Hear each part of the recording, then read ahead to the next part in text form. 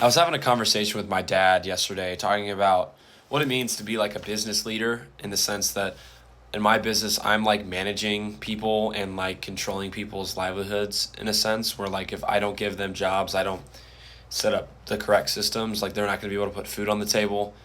And my dad is a leader at the company he works at, and there's a lot of similarities that I'm kind of learning about now that I didn't necessarily have an understanding of prior.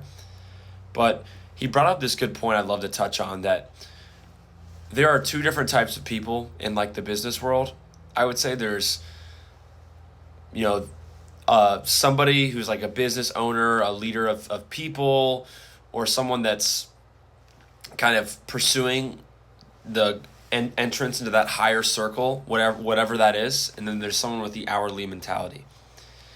Both of these are great. They both have their benefits. They both have their negatives. But I want to kind of explain what he kind of brought up, and I think has a lot of substance. There's the hourly mentality that you clock in, you clock out. You have a great work life balance. You don't really stress much about work. You have that life outside of it that you get the time to enjoy, at least at this point.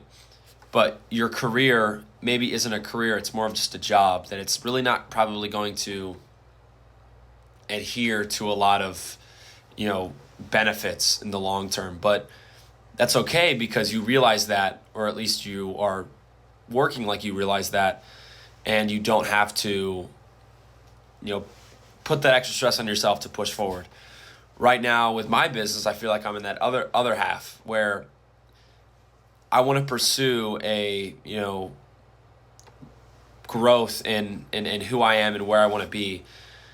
And that takes